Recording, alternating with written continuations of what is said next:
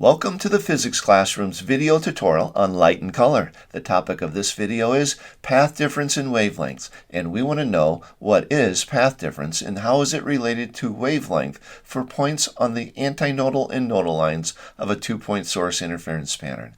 I'm Mr. H. Let's get started. In a previous video, this one, I discussed the anatomy of a two-point source interference pattern. I've left a link to the video in the description section of this one if you need to review it. This is a diagram of a two-point source interference pattern. The sources are labeled in red at the bottom of the diagram as S1 and S2. Each source produces a collection of circular wavefronts that spread outwards through the surrounding space. The crests of those waves are the thick gray lines, and the troughs are the thin gray lines. These crests and troughs interfere constructively and destructively, resulting in the formation of nodes and antinodes. The antinodes lie along lines, which we refer to as antinodal lines. They're drawn in blue on the diagram. The nodes lie along lines as well, which we refer to as nodal lines, and those are drawn in green on the diagram. The antinodal lines are given names and numbers. We refer to them as the 0th order antinodal line. It's the one in the center there. It's labeled AN0, and we sometimes call it the central antinodal line, since it's located in between or central to the two sources. The first order antinodal line shows up to the left and to the right of the central antinodal line. It's labeled AN1. There's also the second order and the third order antinodal line on the left side and the right side of the diagram. Nodal lines are drawn in green. We see them shown here, labeled N1, N2, and N3. They're referred to as the first order nodal line, the second order nodal line, and the third order nodal line. You'll note that all of the lines also have numbers. If you look at the diagram on the left where the antinodal lines are labeled, the numbers are whole number integers, beginning with 0 for the central antinodal line, 1 for the two first order antinodal lines, and then 2 and 3 for the second order and third order antinodal lines.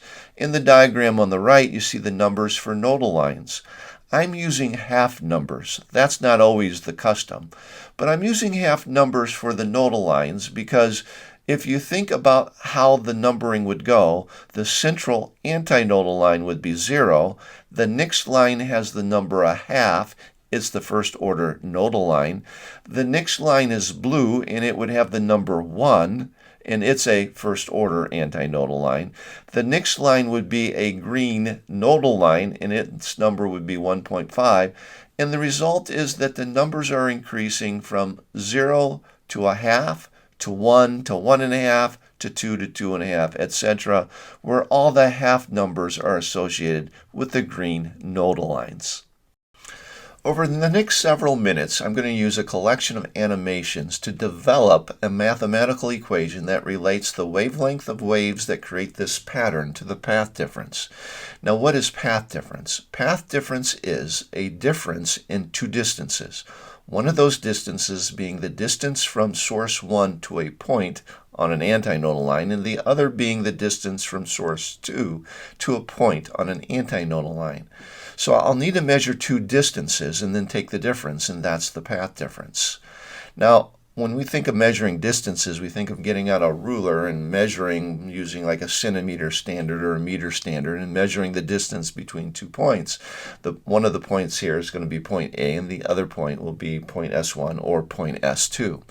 Now, I'm not going to use a centimeter ruler. I'm going to use a different standard. The standard will be the wavelength, and I won't actually have to get out a ruler and measure anything. I'm just going to count the number of waves beginning at source 1 and ending at point A, and beginning at source 2 and ending at point A. So if you look at this diagram and you measure some distances in terms of the number of wavelengths, you'll get 5 wavelengths. Now, the way I do that is I start at point S1, and I look at all the circles concentric about point S1. And I count the number of waves, just using crests from source 1 to a crest as a wavelength distance. So I count 1, 2, 3, 4, 5 wavelengths there. And then I repeat for S2 to point A. And the number of full wavelengths is 6 wavelengths. Now, I'll be showing you an animation. We'll do 2 more cases here.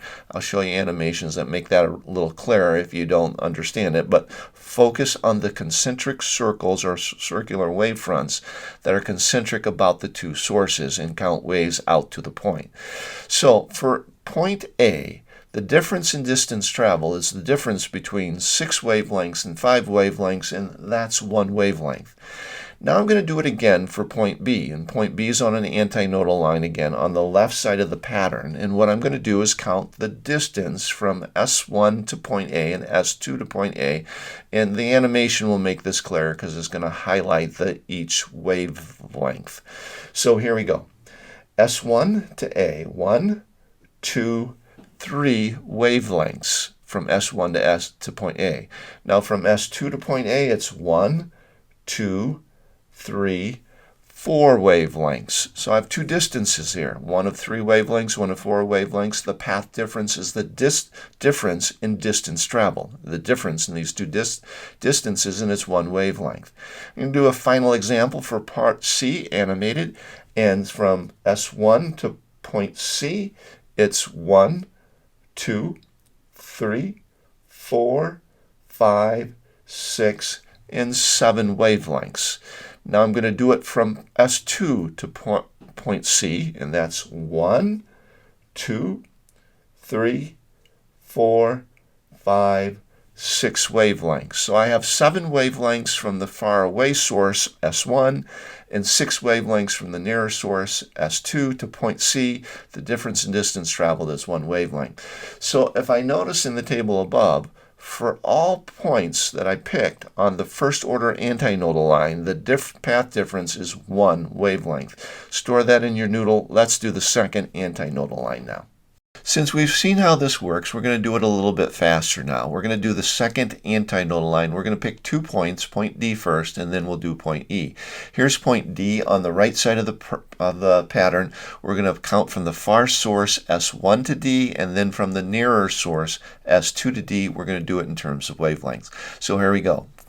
1, 2, 3, 4, 5, 6, 7, 8, 9, 10 wavelengths. And now from S2, 1, 2, 3, 4, 5, 6, 7, 8 wavelengths. So we have 2 distances, we have 10 wavelengths, and we have 8 wavelengths, and the difference in distance traveled is 2 wavelengths. That's the path difference.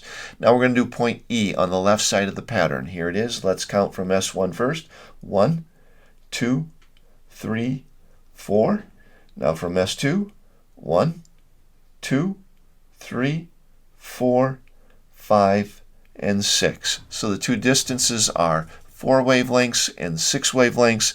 That's a path difference of 2 wavelengths for the second antinodal line in both cases. And we saw for the first antinodal line, the path difference was 1 wavelength. Store that in your noodle. Now we're going to turn our attention to the nodal lines, starting with the first nodal line. Now we're going to do the first nodal line, the m equal 0.5 line. We're going to pick 2 points, a point F here on the right side of the pattern, later point G on the left side of the pattern.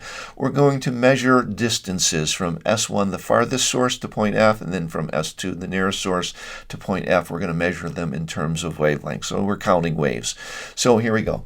1, 2, 3, 4, 5, 6, 7, 8, 9 wavelengths from S1 to point F. Now from S2 to point F, 1, 2, 3, 4, 5, 6, 7, 8.5. So 9 wavelengths and 8.5 wavelengths are 2 distances. You'll notice that when we counted waves from S2 to point F, it wasn't a whole number of waves because point F was on a trough concentric about point S2. It ended up being 8 plus a half. So after that 8th wave crest, we added a half because there was an additional trough. Now we're going to do point G on the left side of the pattern. We're going to measure 2 distances and calculate the path difference. Here we go. 1, 2, 3, 4, 5, 6.5. And now from S2, 1, 2, 3, 4, 5, 6, 7. So we have 6.5 wavelengths and 7 wavelengths. The path difference again is 0.5 wavelengths. So for the first nodal line, both instances we got a 0.5 wavelength path difference. My last 2 points will be on the second nodal line, the m equal 1.5 line. I'm going to begin with point H over here on the left side of the pattern, and later I'll do point I on the right side of the pattern. I'm going to measure 2 distances and find the difference, or the path difference. Here we go. 1, 2, 3, 4, 5, 6, 7. Now from S2, 1, 2, 3, 4, 5, 6, 7, 8.5. So my 2 distances are 7 wavelengths and 8.5 wavelengths, and the difference in distance travel is 1.5 wavelength for the second nodal line. Now I'm going to try the final point, which is point I over here on the right side of the diagram. I'm going to start with the distance from S1, the farthest source, to point I. Here we go. 1, 2, 3, 4, 5.5. Now from S2, 1, 2, 3, 4, and 4. So I have 5.5 wavelengths and 4 wavelengths. Those are my 2 distances. The path difference again is 1.5 wavelengths for the second nodal line. Now I'd like to use what I understand about interference to make some conceptual sense of these equations, beginning with the antinodal line equation. What I know is that when the path difference is a whole number of wavelengths, like 1 or 2 or 3, etc., I know that the crest from one of the sources will be lined up with the crest from the other source. You'll have constructive interference, and that's an antinode. Now, if I look at the little diagrams that I have here, I have 2 sources and 2 waves coming from the sources, and on the waves are red and green hash marks. The red hash marks represent crests, the green represent troughs, and so I can use this to count waves. Now what I'm going to do is look at a point right down the center, the central antinodal line, where one wave and the other wave meet up with crest meeting crest, that is, red hash marks are meeting. And if I count the number of wavelengths to that point, it's 5 wavelengths and 5 wavelengths. It's 0 wavelength path difference. And here's another instance, but this time it's trough meeting up with trough, that is 2 green hash marks meeting up, 3.5 wavelengths for each. That's constructive interference. That's an antinode. Now a little bit off to the right of center is the first antinodal line. In this case, I'm looking at away from source 1 going 5 wavelengths, away from source 2 going 4 wavelengths, and when you know it's crest with crest, that's constructive interference in antinode. And so is this, where you have a 4 wavelength, 3 wavelength distances, and that's a path difference of 1. Now, as you'd guess, for the second antinodal line a little bit further to the right, we would have a path difference of 2 whenever a crest meets up with a crest. And so here we see 5 wavelengths and 3 wavelengths, and here we see 4.5 wavelengths and 2.5 wavelengths for a path difference of 2 wavelengths. Now, destructive interference occurs at the nodal lines, which means that you have to have a crest from one of the sources meeting up with a trough from the other source. Since a crest and a trough are distanced by a half of a wavelength, that means that the path difference has to be some half number of wavelengths, like a half wavelength path difference or 1.5 or 2.5 wavelengths path difference. To illustrate, consider this point on the nodal line, for the first order nodal line. You'll notice that the red crest from source 1 is meeting up with a green trough from source 2. So that's destructive interference. And if you count the number of waves, you'll notice 5 wavelengths and 4.5 wavelengths for a path difference of 1/2 wavelength. And here's another point where you have a green trough from source 1 meeting up with a red crest from source 2. And the difference in distance traveled is a half a wavelength, since it's 3.5 and 3 wavelength distances. Now we go to the second order nodal line, where the path difference is 1.5, and once more we have a green trough from source 1 meeting a red crest from source 2, 4.5 wavelengths from source 1 for the source 1 to point P distance, and 3 wavelengths from source 2, so that gives a path difference of 1.5. As a final illustration, we'll take a point on the third order nodal line where the path difference is 2.5 wavelengths. You have a green trough from source 1 meeting a red crest from source 2, and the distances are given there, and the path difference again is a half number of wavelengths, 2.5 wavelengths. It's at this time in every video that I like to help you out with an action plan, a series of next steps for making the learning stick. But before I help you out, could you help us out by giving us a like, subscribing to the channel, or leaving a question or comment in the comments section below. Now for your action plan. Here are 2 resources you'll find on our website. I've left links to each in the description section of this video. You have an interactive simulation that's just a perfect follow-up to this video, and you have a tutorial page if you need to brush up on the topic. Whatever you do, I wish you the best of luck. I'm Mr. H, and I thank you for watching.